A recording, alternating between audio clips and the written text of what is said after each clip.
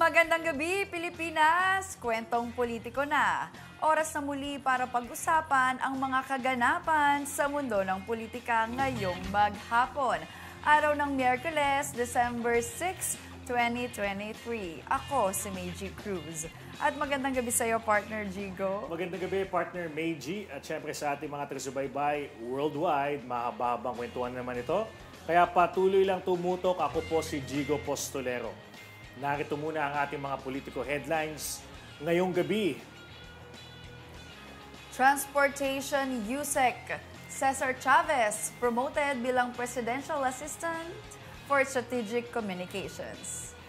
Mababang kapulungan approve sa pagbasura ng prangkisa ng SMNI. Habang si Senator Bato de la Rosa lumuluhod ng ba sa pagdadasal para sa China, kasunod ng pagdumog ng higit 100 Chinese vessels sa West Philippine Sea. Para sa ating Politiwu of the Day, sino itong alkalde na ipinasara ang isang patok na spa na tinatambayan ng kanyang mister? At sa ating Politico Snitch, Ate V napanganga sa koilang dancing skills ni Lucky Boy.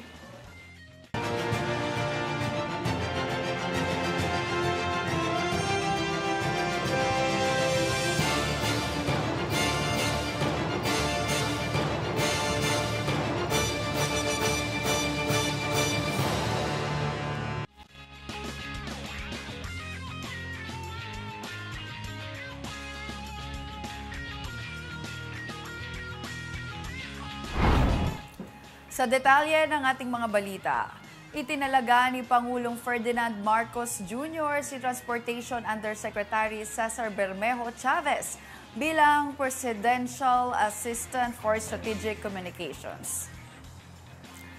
Ayon sa Presidential Communications Office, katumbas ito ng ranggong Undersecretary na sakop ng Office of the President.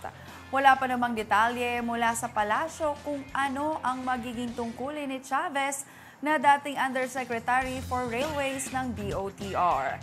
Bago mapunta sa DOTR, nagsilbing Chief of Staff ni dating Manila Mayor at dating presidential candidate na si Isko Moreno si Chavez.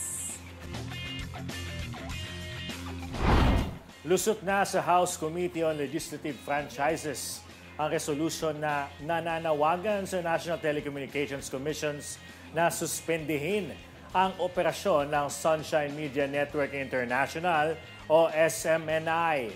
Giit ng komite, nilabag ng SMNI ang termino ng prangkisa nito, partikular ang pagpapakalat umano ng maling impormasyon at red tagging.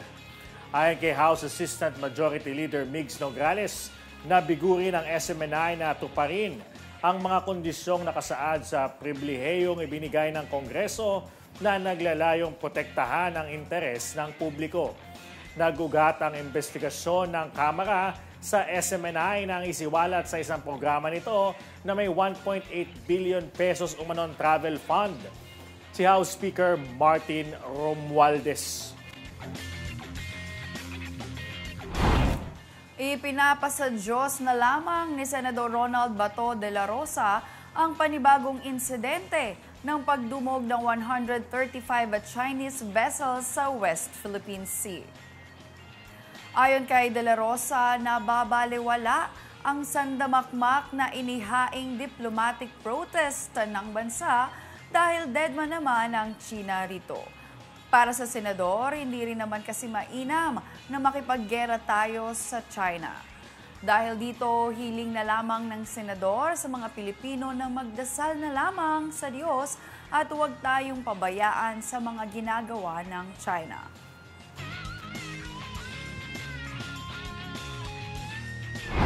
Binigyang diin ni Pangulong Ferdinand Marcos Jr. na malaki ang may tutulong ng mabilis na pagpoproseso sa mga kasong kriminal sa pagluwag ng mga kulungan sa Pilipinas. Sa mensahe ng Pangulo sa 2 araw na National Decongestion Summit, sinabi ng Presidente na isang mahalagang okasyon ng summit na naglalayong gawing maluwag ang mga kulungan sa bansa. Ayon kay Marcos, makakalikha ng mga epektibong polisiya ang mga concerned agencies sa halip na makakabuo ng mga hakbang para mapabilis ang mga kasong dinidinig sa hukuman. Hinimok din ng punong ehekutibo ang mga lumalahok sa summit na magkaroon ng innovative solution at makabuo ng mas modernong pamamaraan ng justice system kaysa sa mga tradisyonal na approach sa pagbibigay ng hustisya. Ipinaalala ni Abang Lingkod Party List Representative Joseph Stephen Paduano kay Vice President Sara Duterte na ang amnesty proclamation na nilagdaan ni Pangulong Ferdinand Marcos Jr.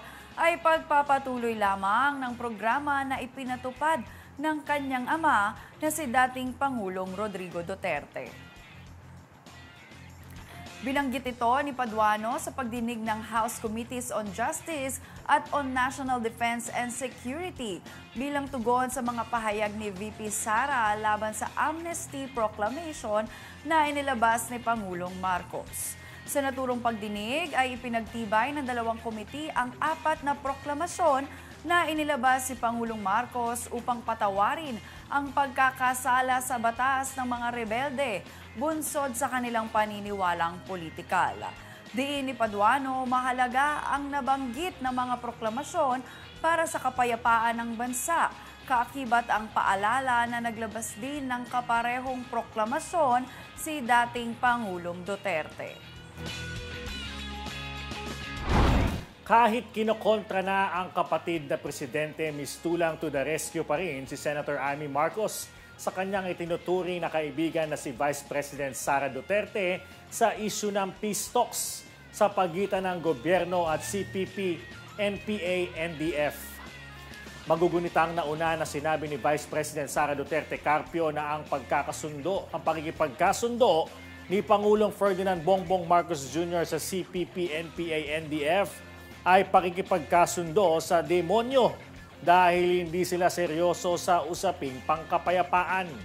Sa panayam kay Marcos sa Senado, inamin ng senadora na kanyang sinusuportahan ang pahayag ng Vice-Presidente na mahirap makipagkasundo sa komunistang grupo.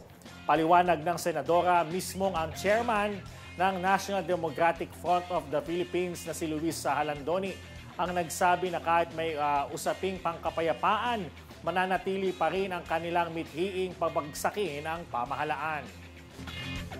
Nalilito pa rin ako dyan sa peace talk na yan pagkat narinig naman natin si Mr. Halandoni na nagsaad na kahit may peace talk ay mananatili pa rin nila ang mithiin nila, ang goal nila na ipagsak ang pamahalaan.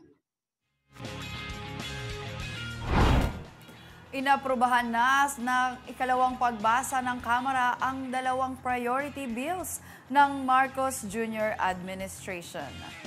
Kabilang dito ang House Bill 9662 o ang Blue Economy Act at House Bill 9647 o ang Motor Vehicle Road Users Tax. Pareho itong kasama sa listahan ng priority bills ng Legislative Executive Development Advisory Council. Target ng Blue Economy Bill na pangalagaan ang coastal at marine ecosystem habang ang MVRUT ay target bigyan ng dagdag na pondo ang gobyerno para maiwasan ang aksidente sa kalsada. Iginiit ni Senador Robin Padilla ang pagsulong ng tamang oras ng pagtatrabaho, pagtiyak ng kalusugan at sapat na sahod para sa mga manggagawa. Pahayag ito ni Padilla matapos ipahayag nito ang suporta para sa resolusyon ng Senado na tumutukod sa International Labor Organization 190 o pagtapos ng karahasan sa mga workplace. Ayon sa Senador, inip na siyang itaas ang sahod ng mga manggagawa na dapat madaliin matapos isulong ang kanilang mga karapatan.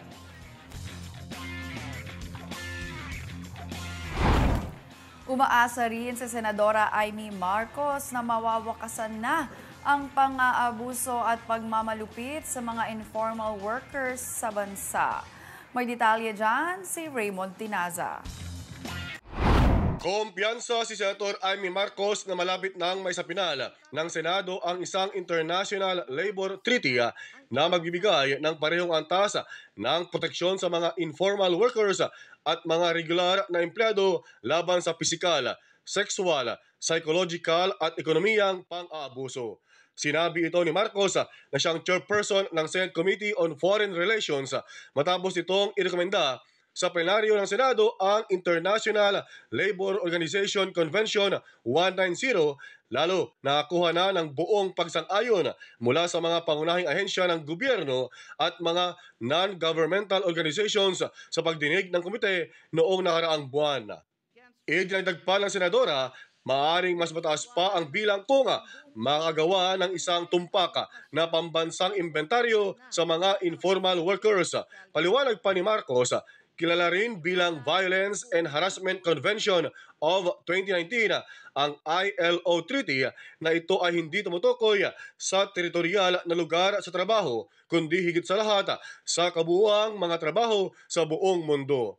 Ang pinalawak na kahulugan ng lugar ng trabaho ay nagpapalawak ng saklaw ng kasunduan hindi lamang sa opisina kundi pati na rin ang mga lugar kung saan sila kumakain o nagpapahinga ang mga manggagawa, mga pasilidad para sa kalinisan at lugar kung saan nagpapalit ng damit, mga iniaalok na tirahan ng mga employer, mga lugar ng mga biyahe at social activities kaugnay ng trabaho, pati na rin ang mga virtual na spaces kung saan nagaganap ang mga komunikasyon o kaya ay ugnayan kaugnay sa trabaho. Maliban sa mga informal workers, pinoprotektahan din ng kasunduan ang mga trainee, intern, apprentice, volunteers, aplikante ng trabaho at mga manggagawang natanggal sa kanilang mga trabaho. Nasasaklaw sa kahulugang ito ang anumang pang-aabusong pisikal, verbal, sexual, pambubuli, pananakot at iba pang uri ng karahasan at panghaharang. Ito na po ang iba't ibang uri ng pang-aapi na sinalarawan ni Dong Belong de los Reyes noong inilunsad niya ang kilusang manggagawa sa Pilipinas noong 1902 upang ipaglaban ang karapatan ng bawat Pilipino. Ako, si Raymond Tinaza, para sa Kwentong Politiko. Sa aming pagbabalik, Senator Bong Revilla, may mga pangamba sa paggamit ng artificial intelligence sa film at television industry. Habang si Antique Governor Rodora Cajao emosyonal sa pagkasawi ng halos 20 katao na nasawi sa pagkahulog ng bus sa Bangin. Kaya huwag kayong bibitaw dahil magbabalik pa ang Kwentong Politiko.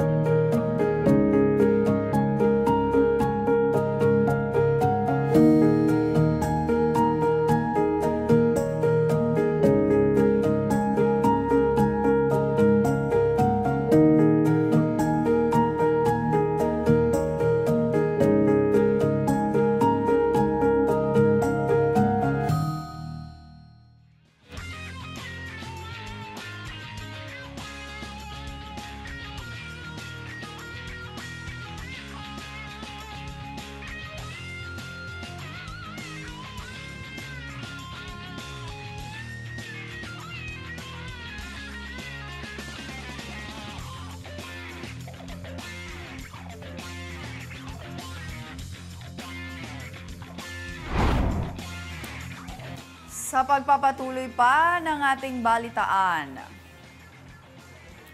labis na ikinabahala ni Senador Bong ang paggamit ng Artificial Intelligence o AI sa mga telebisyon at pelikula. Kung ano ang kanyang dahilan, iahatid yan sa atin ni Raymond Tinaza. lamang kasiyahan. Nagpahayag ng pagkabahala si Senator Ramon Bong Revilla Jr. kaugnay sa paggamit ng Artificial Intelligence o AI sa film at television industry. Sinabi ni Revilla, magiging malaking banta ito sa industriya lalo sa mga manggagawa rito kung hindi maayos na mapangasiwaan. Sa kanyang co-sponsorship speech sa Senate Bill 2505 na kilala bilang Eddie Garcia Law, iginit ni Revilla na dapat one step ahead sa usapin ng AI dahil baka sa kalaunan ay magiging mas malaking problema ito na kakaharapin ng industriya. Ayon kay Revilla, ang teknolohiya ay hindi naman kaaway, pero baka dahil sa convenience na ibibigay ng paggamit nito, imbes na mga artista at mga technical workers, hindi malayong papatayin nito ang industriya. Si Senator Jingo Estrada ang principal sponsor ng panukalang Eddie Garcia Law na ipinangalan sa veteranong aktor na si Eddie Garcia na namatay matapos madisgrasya habang nasa shooting o kaya ay taping ng isang teleserye. Hindi malayong makarating din to sa ating bansa. Hindi naman po kalaban ng teknolohiya. But we have to be one step ahead, especially regarding artificial intelligence. Ito may tinatawag na AI. This is my ultimate concern. Ako, si Raymond Tinaza, para sa Kwentong Politiko. Nasa maayos na kalagayan si Pangulong Ferdinand Marcos Jr. matapos magpositibo sa COVID-19. Ayon kay Presidential Communications Office Secretary Sheloy Garafil, tuloy-tuloy ang trabaho ng Pangulo at sa katunayan ay may teleconference si Marcos nitong hapon. Una na sinabi ng PCO na inabisuan si Marcos na mag-isolate upang magampanan ang tungkulin at makipagpulong via online. Ito na ang ikatlong beses na nagpositibo sa COVID-19 ang Pangulo matapos dapuan ng sakit noong 2020 at 2022.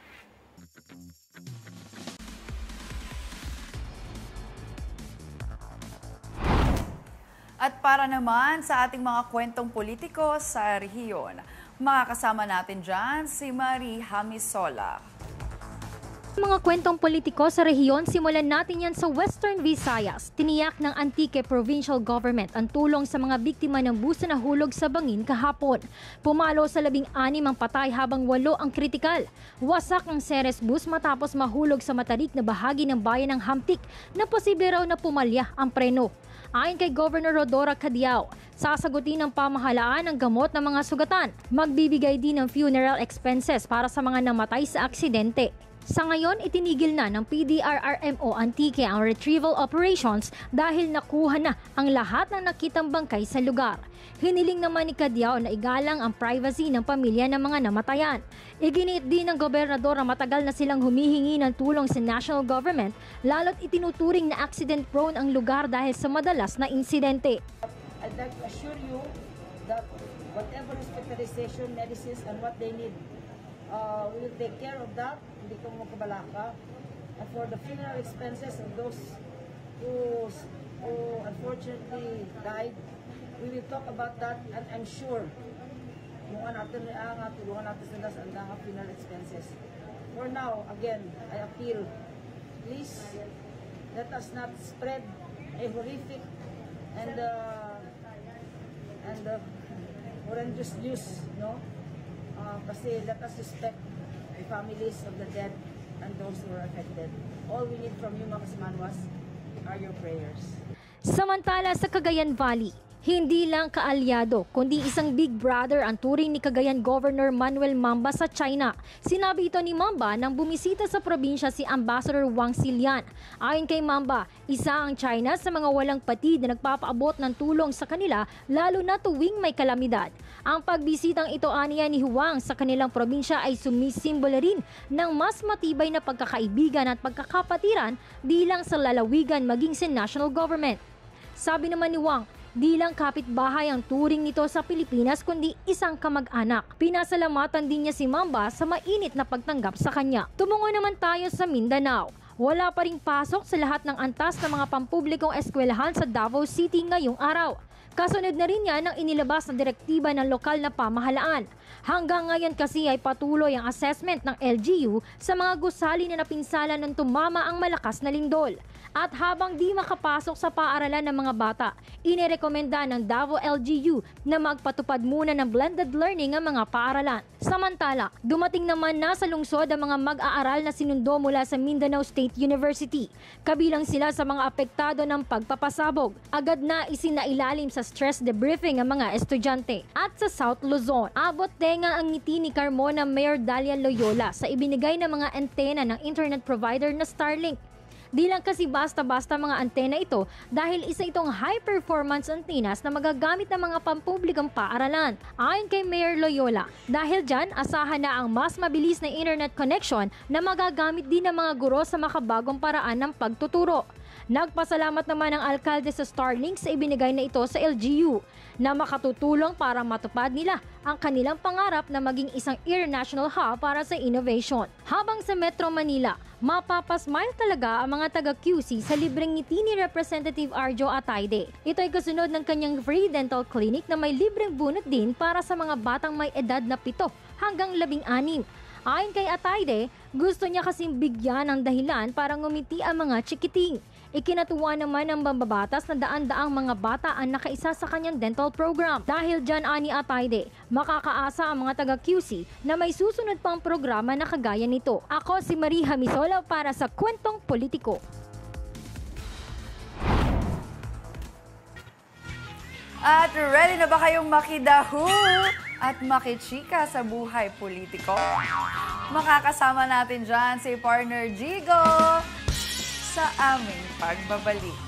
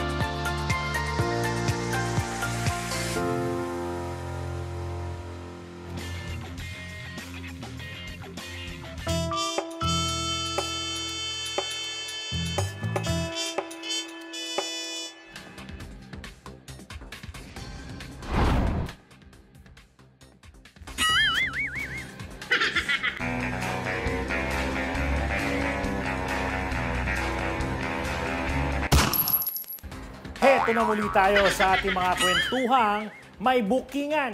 Kaya naman hulaan kung sino itong Yorme na kinandado raw ang isang patok na spa mula sa kanilang nasasakupang syudad. Ayon sa ating scooper, napag-alaman na tambay o suki pala ang mister ni subject sa nasabing spa kung saan madalas magpamasahe ito every after ng kanyang mahabang trabaho sa government agency.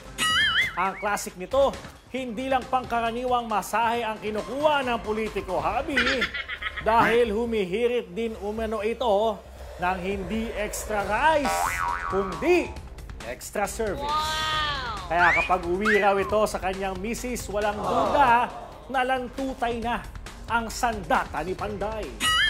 Dahil rin para umiral ang girl instinct ni subject. Ito ha. At kalaunay, pinatitiktikan umano ang mga kilos ng kanyang mister. At nang matuklasan ng mala hideout place ng kanyang mister, aba, binutasan daw ni Mrs. ang spa at pinasara bilang alkalde sa kanilang syudad. Clue!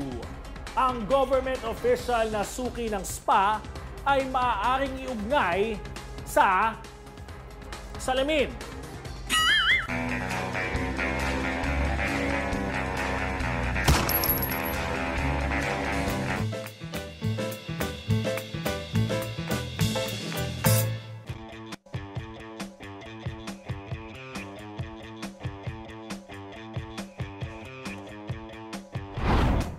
Hep, hep!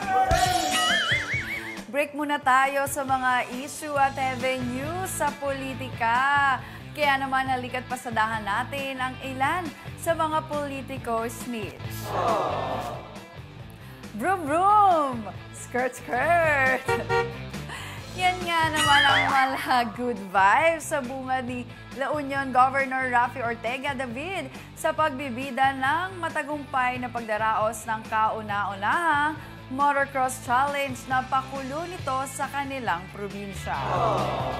Sa Facebook page ni Governor Rafi, ibinahagi niya ang ilang mga resibo na sa nasabing event na isinunod rin sa kanyang pangalan, kung saan mababatid ang panalong reaction ni Gov sa bawat paglipad sa rampa ng mga kalahok na for all ages. Very cowboy ang peg ni Governor Rafi sa OOTD nitong swak sa motocross vibes. Ayon kay Ortega, abangan ang round 2 para sa next year LU event. Ayan, uso na yan ngayon, yung mga nagmumotor. At samantala, tulad ni Ortega David, active workout rin para sa Balikalindog Goal ang inaatupag ni Ilocos Norte Provincial Board Member Junior Fariñas. Na ika nga, no pain, no gain. Sa real video ni Fariñas, ipinakitang gilas nito ang anyay morning workout niya na puro mga practice for his explosiveness.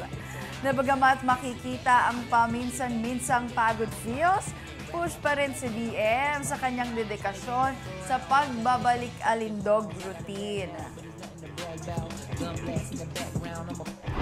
Ayan, very dedicated si Gov, no? BM. Talagang importante yan. Health is wealth.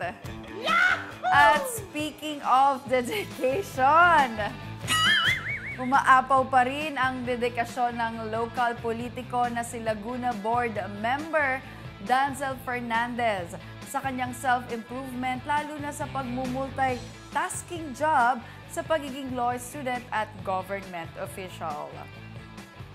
Sa social media page ni Fernandez, dito ina-update niya ang kanyang mga followers sa mga life ganap niya bilang isang multitasking expert. Kung saan ibinahagi niya recently ang pagiging subsuban sa kanyang law book habang on his way sa Capitol hearing. Bukod dito, ibinida rin niya ang ika-nga night owl moment dahil sa kumakaway na final exam.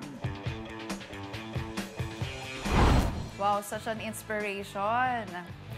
Habang sa atin namang funny politiko ganap, panoorin po natin itong aliw na mother and son dance talent ni na dating Batangas Governor Vilma Santos at ni Lucky.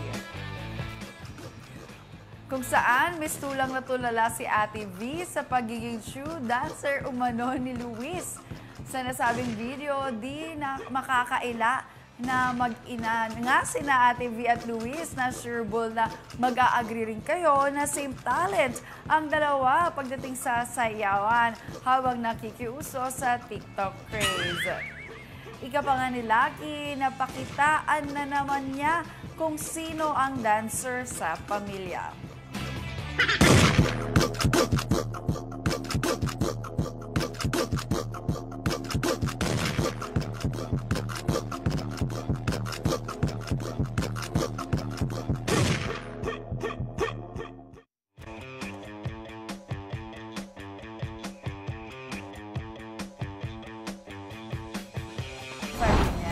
Ayan. Grabe, no? Mga nakaka-inspire yung ating mga politiko, Tama. personal ganap. Correct. Oo, from multitasking. Ito naman si BM Fariña sa kanyang pag-workout. I think it's time talaga. Kailangan natin masama yan sa New Year's resolution natin, partner. May tawag doon eh. Nakalimutan ko yung tawag sa ginagawa Push niya. up o Yan ano? yung umaangat. Basta yun. Burpees. Burpees, yan. Burpees. Ay, Maganda yan, mahirap burpees. yun. Oo, kailangan gawin natin Tama, yun, partner. correct. Everyday actually. Kasi iba yun, no? Pag light yung feeling natin. Yes, gusto ko kasi maging Kevin Reyes someday. So, watch out. Jigo 2.0. Watch out, ha? Ayan, narinig natin yan, mga taga-subaybay. Na talaga namang nasa fitness journey na itong ating si partner Jigo. Oo, wala lang papel. Wala lang ganun. Okay. Ayun. Pero pwede ka rin naman mag-practice sa TikTok, partner. Pwede. Nakakapawis din yun. Correct. Mga yung pwede. uso ngayon, di ba? Yes. Oo, gaganon, ganyan. Nakakapayat din yun. You used to call me on my cell phone. Okay. Okay, ayan naman. Talaga namang feel na feel ang energy dito sa studio dahil nga nag-Christmas party lang tayo Yes. ang Abante News family. So, Merry Christmas sa lahat at congratulations sa mga nanalo sa paraffol. Yun, At correct. hello sa ating mga bossing. Maraming salamat po. At iyan muna ang ating mga balita, ang ating nakalap sa buong maghapon. Mga kapolitiko, 19 days na lang, Pasko na! Ang lapit ng mga Grabe. talaga. Malamig na. Ako po si Beijing Cruz. At ako naman si Jigo Postolero. Magkita-kita ulit tayo bukas. Alas 8 pa rin ng gabi para sa mga kwentong politiko. Muli, magandang gabi.